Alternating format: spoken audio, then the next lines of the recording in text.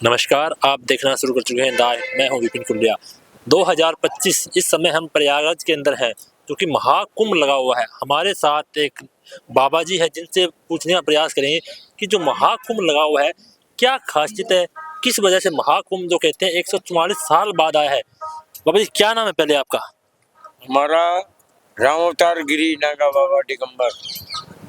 जो महाकुंभ है, ये कहते हैं 144 साल बाद आया है, तो कैसे क्या होता है इस महाकुंभ में? इस महाकुंभ में ये परमात्माओं की देनी है बेटा। हम तो अभी के जन्म हुआ है, ये युगों युगों से चल रहा है, युगों युगों से चला आ रहा है। तो कुंभ का मेला 144 साल बाद आया है, कहते हैं आगे पता नहीं कब आएगा, तो कैसे तय होता है अभी कि अब महाकुंभ लगेगा?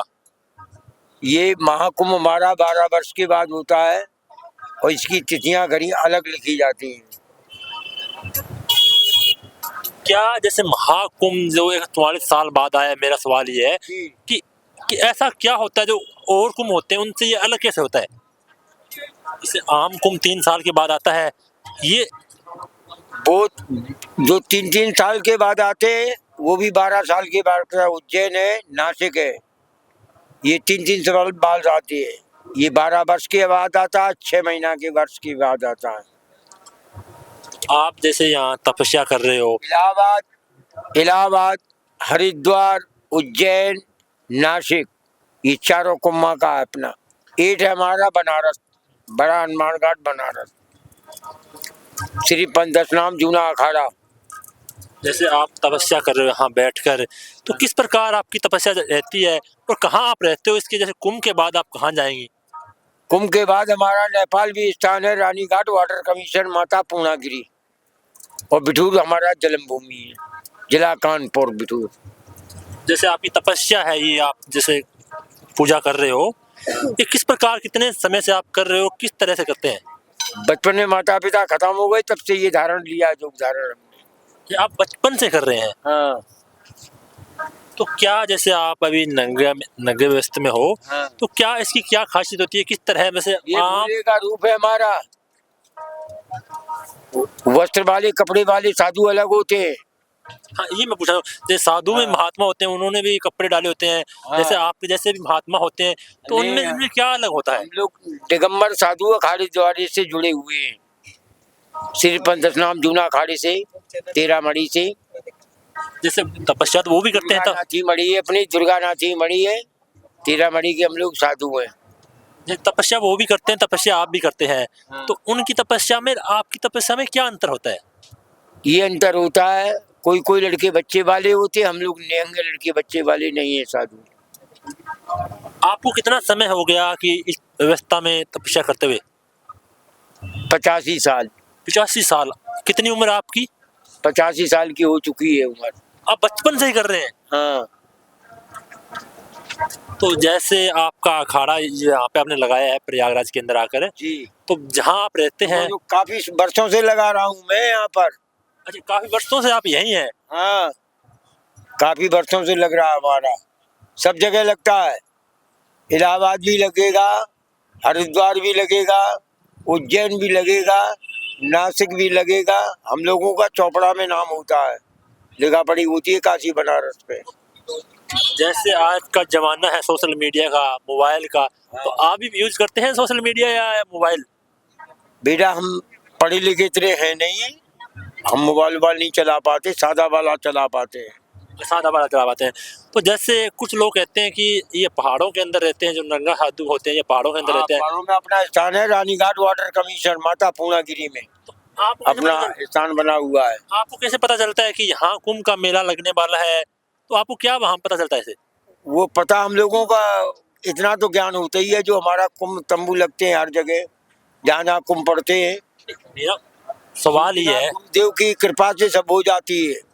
मेरा सवाल ये है कि जैसे प्रयागराज के अंदर इस स्थान पे लग रहा है, वो आपको कैसे पता चलता है? आप ही को तपस्या से पता चलता है? भी 1 महीना हमको बनारस रुकना पड़ेगा, भोलेनाथ के, काशी विश्वनाथ भी 1 महीना रुकना पड़ता है। वहाँ से हमारा परमिशन कागज दिए जाते हैं, जो सच्चा साधु होता है उसके लिए। जैसे आप जिस व्यवस्था के अंदर हैं नगा साधु की, तो इसमें जो कोई और जैसे साधु आता है इस व्यवस्था में, तो उसको क्या करना पड़ता है, क्या उसकी ऐसी तपस्या होती वो है? अपनी अपनी भक्ति कर रहे, जिस रूप से करे, कोई हाथ झुका रहा है, कोई कुछ कर रहा है, कुछ कुछ कर भी रहे, नहीं, जैसे अपनी अपनी योग्यता है जैसे आम शक्तियां प्रकट करने के लिए। आम साधु होते हैं, उनके वो तपस्या करते हैं, फिर उनका चेला बनता है, उसको वो अपने गुण देते हैं, उनको अपना ज्ञान देते हैं। तो आपके भी वो चेले होते हैं या फिर आप ऐसे ही? नहीं, हमारे चेले काफी हैं बेटा, बहुत दूर तक हैं। मिलिट्री की चेला है, पुलिस वाले भी चेला है। अभी भक्त लोग दिल्ली से भी आ रहे हैं, बड़ी बड़ी दूर से आ रहे हैं, बुला रहे हैं, फोन पे वो आते हैं, मेला में आए हैं। अभी बस आई है दिल्ली से, कानपुर दिल्ली से आई है बस, यहाँ प्रयागराज में रुकी, वही अलग। मेरा एक सवाल और है बाबा जी, मतलब वैसे सवाल नहीं पूछना चाहिए मेरे को, कि जैसे आप बस्तर आपने नहीं पहन रखे, इतनी सर्दी है, तो क्या सर्दी महसूस नहीं होती? प्रभु की कृपा है। आम लोगों को तो 2 कोट 2 कंबल चाहिए अभी सर्दी के अंदर है, आपके पास एक ये बस्तर कुछ नहीं, प्रभु की कृपा है, हमारी कुछ नहीं है ताकत। आपको सर्दी महसूस भी नहीं होती है? नहीं। जैसे गर्मी का समय आएगा, हाँ। तो जैसे आपका ये तप चल रहा है, लगेगी गर्मी हो, धूनी ऐसी चलती रहेगी। हाँ धूनी बराबर चलती है, चाहे गर्मी हो, चाहे ठंडी हो, चाहे जाड़ा हो, चाहे बरसात हो। आपको गर्मी के अंदर तप नहीं लगता इसका, अग्नि का? नहीं, गौ अग्नि माता है हमारी, क्षमा करनी है। अग्नि माता है, जैसे आम लोग अग्नि के पास बैठते हैं, जैसे हम लोग हैं, तो हमें इसका तप लगने शुरू होता है, हमें लगता है। हम अपने धुने में नहीं किसी को तापने देते, साधु साधु बैठ सकते, गृहस्थ को नहीं तापने देते। तो आप जैसे यहाँ ये प्रयागराज समाप्त होगा, इसका जो मेला है ये, उसके बाद आप वापस वहीं जाएंगे? काशी, काशी जाना पड़ेगा, 1 महीना में काशी में रुकना पड़ेगा हमको। उसके बाद स्थान जाएंगे माता पूर्णागिरी। जैसे आप पूजा किस तरह की पूजा करते हैं और किस तरह का आप ज्ञान या ध्यान करते हैं? कई प्रकार का होता है, ज्ञान विद्या किसी के बांट में नहीं है। मेरा सवाल बाबा जी, जैसे लोग कुछ से गीता पढ़ते हैं, कुछ इस तरह अलग अलग, वो अपने अपनी भावना से पढ़ते हैं। कोई राम की पूजा करता, कोई शंकर की पूजा करता, कोई कृष्ण की पूजा करता। अपने हिंदू धर्म में 33 करोड़ देवताओं का वास होता है। तो जैसे आप यहाँ इस अखाड़े में आप तपस्या कर रहे हो, तो आपका भी कोई ऐसा रूटीन होता है कि मेरे को ये करना होना चाहिए तो मैं इसकी यहाँ पूजा कर सकता हूँ? हम पूजा सब जगह करते, जहाँ भी रुकते, रात के जहाँ भी चीज, सफर में भी सुबह शाम हमारा ध्यान करना पड़ता है हमको। जैसे कोई शंकर भगवान ही करता है, कोई राम ही करता है, तो उनका भी तप सेम होता होगा? हाँ, सबका सेव करते हैं। ये सब लोग चेला लोग बैठे हुए हैं। ये आपके सारे चेले हैं? हाँ, आप भी इसी तरह तप कर रहे हैं? जी जी। तो जैसे महाराज जी ने तो वस्त्र नहीं पहन रखे, आपने ये वस्त्र पहन रखे हैं। तो ये शिष्य अभी, अच्छा, अभी ये आप शिष्य हैं? हाँ शिष्य है हमारे, और गृहस्थी वाले शिष्य भी हैं, वो भी आएंगे। अच्छा, हाँ, गृहस्थी में क्या नाम है बाबा जी? मेरा नाम दीपगिरी, श्री पंचदश नाम जूना अखाड़ा 13 मड़ी, कहाँ रहते हो आप? अपना उज्जैन।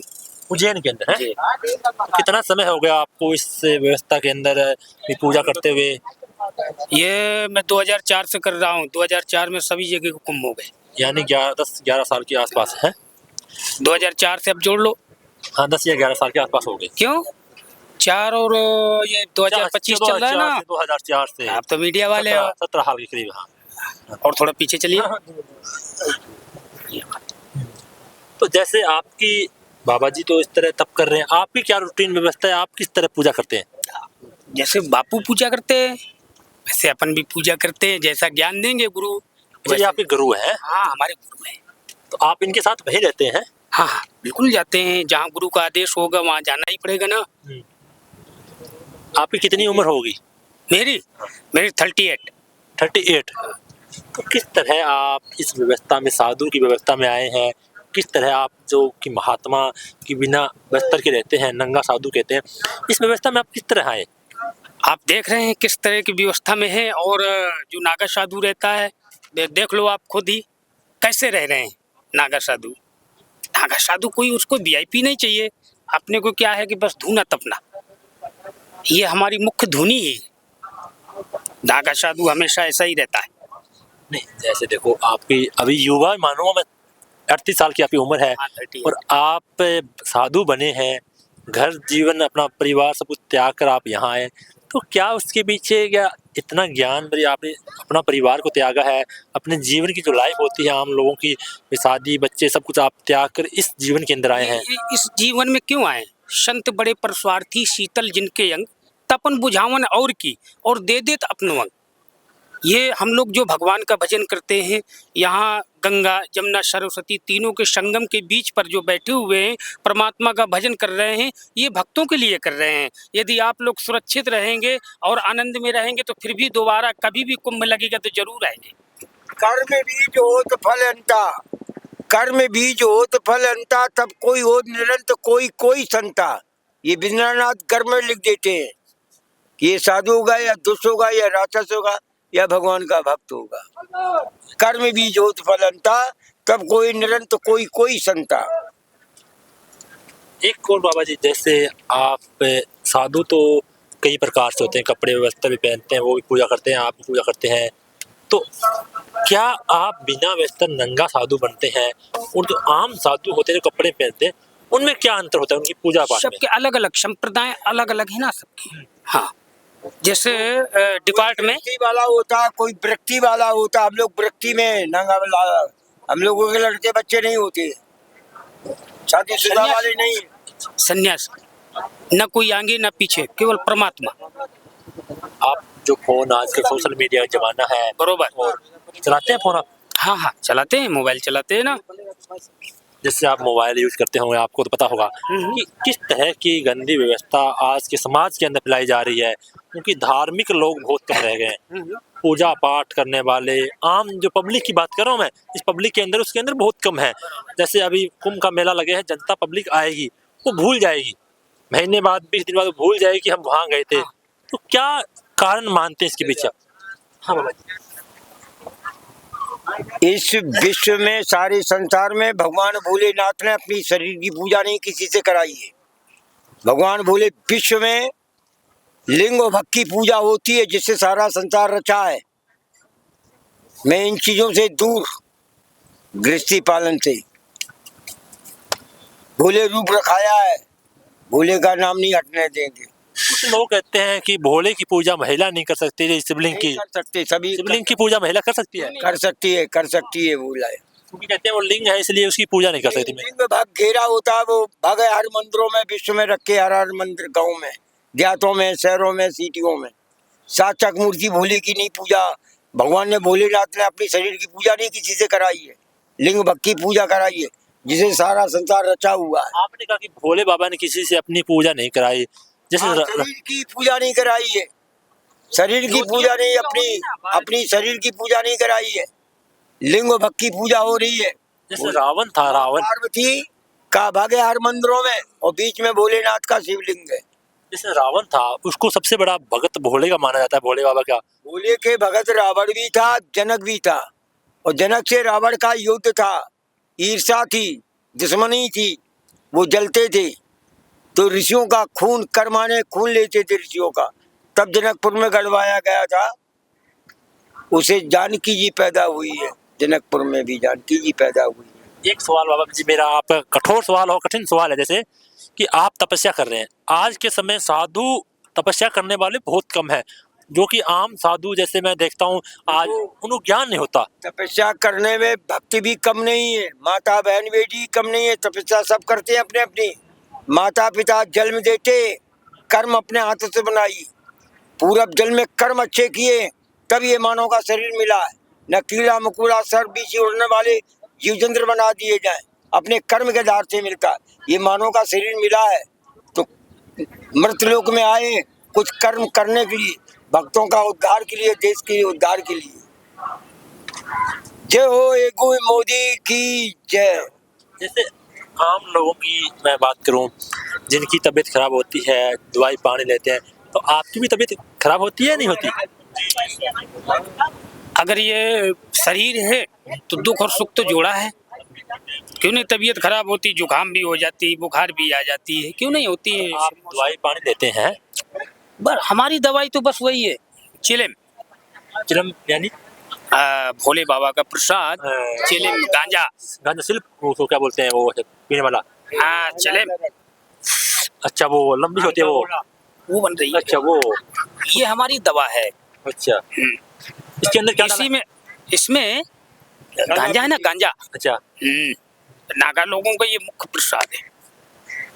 जैसे आम जीवन के अंदर लोग दारू पीते हैं, नशे वगैरह करते हैं, नहीं मेरा सवाल ये है कि वो करते हैं तो कहते हैं कि ये अपने धर्म के अंदर ये नहीं करने चाहिए। नहीं, अपने हिंदू धर्म में ये नहीं होता है, ये नहीं होता। हम लोग गांजा चरस पी सकते हैं और दारू बारू नहीं।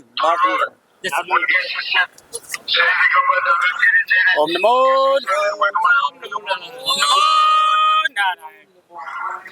जैसे आम दवाइयाँ बनती है, उनके अंदर मांस का, चमड़ी का यूज किया जाता है, आम लोग तो लेते हैं, क्या बाबा उनको, उन दवाइयों को फॉलो करते हैं, उन दवाइयों को लेते हैं नहीं लेते? दवा को, जैसे आम बहुत अच्छी दवाइयाँ हैं जिनके अंदर बहुत से बाबा लोग लेते हैं दवाइयाँ। दवा मेडिकल की दवा पूछ रहे हैं ना? हाँ, अंग्रेजी दवा लेते हैं। हमने पहले बताया कि तुलसी या संसार में भांति भांति के लोग हैं, अच्छे भी हैं और बुरे भी हैं। इस मेले में सभी अच्छे नहीं आए, इसमें दोनों का जोड़ा है, अच्छा भी है बुरा भी है। आप जाइए उधर टार्जन बाबा के पास में दर्शन किया? नहीं, मैं अभी आप जाइए टार्जन बाबा से, आप मिल के आइए। कहाँ है टार्जन बाबा? ये टार्जन बाबा है सेक्टर नंबर 17-18 में उस पार। अच्छा, जैसे आपका भोजन क्या रहता है, आपकी जो प्रक्रिया है, दिन की दिनचर्या है, वो किस तरह रहती है? भोजन प्रसादी, हाँ, भोजन प्रसादी तो यही है, आटा है, दाल है। भोजन प्रसादी में आलू की सब्जी है। वीडियो देखा था, साहित्य को वीडियो आपने भी देखी होगी, कहीं सुना होगा कि कुछ एक नंगा साधु थे, वो कहते हैं हम मांस मीट सब कुछ खाते हैं। वो अघोरी लोगों में है। अघोरी अलग होता है, अघोरी अलग होता है, नागा अलग होता है, अघोरी अलग होता है। उनमें आप में क्या अंतर होता है? बहुत बड़ा फर्क होता है, बहुत बड़ा फर्क। वो मांस खाते हैं, अपन नहीं खाते हैं। नहीं, रहने की व्यवस्था होती है उसमें। उनके काले कपड़े में आते हैं अघोरी लोग। अच्छा, आपने जो है शायद हरिश्चंद्र घाट जो गए होंगे, नहीं गए होंगे तो मोबाइलों में जरूर देखा होगा। मोबाइल में देखा है, वहाँ अघोरी लोग तपस्या करते हैं, जहाँ मुर्दे जलाए जाते हैं हरिश्चंद्र घाट में। रखते हैं डाल के। हाँ बिल्कुल, भस्मी वो भी लगाए रहते हैं, मगर उनका नियम संयम अलग है। वो मुर्दा खा लेते हैं, इंसान को भी खा लेते हैं। हाँ बिल्कुल खा लेते हैं, इसीलिए अघोरी। क्या अपने जो पुराने संत माने जैसे शिव जी या राम की, उनके समय भी ये व्यवस्था थी या नहीं थी उस समय? किस समय पर? जैसे पुराने जैसे साधु थे, पुराने अपने योग थे, पुराने जो गुरु थे, हाँ हाँ, उनके समय भी ऐसा होता था? नहीं, भोले बाबा में तो नहीं आया। मेरा ज्ञान, जहाँ तक ज्यादा ज्ञान तो मेरे को नहीं है, जितना मेरे को ज्ञान है, मैंने कभी ऐसा पहले नहीं देखा था। मैंने तो अभी फोन पे देखा। आपने देखा ना, हमने देखा है। क्योंकि जैसे गीता या वगैरह में हमने सुना है कि मांस मीट से दूर रहना चाहिए, तो वो तो मांस मीट खा रहे हैं। नहीं, वो मुर्दे को खाते हैं, जो मर जाता है मनुष्य को खाते हैं। वो मुर्दा जैसे आखिरी में जो बचा उसको खा लेते हैं वो लोग। अघोरी लोग वो होते हैं, वो अपना पेशाब भी पी लेते हैं, वो अघोर पूजा करते हैं। ऐसी भी तपस्या होती है? बिल्कुल, अघोर पूजा, अघोर विद्या जिसे कहते हैं। बहुत बहुत धन्यवाद आवाज जी, आपका समय देने के लिए। हमने आपसे बातचीत की, समझने का प्रयास किया। ये हमारे साथ जो कि नग्गा साधु थे, जिनसे हमने बातचीत की,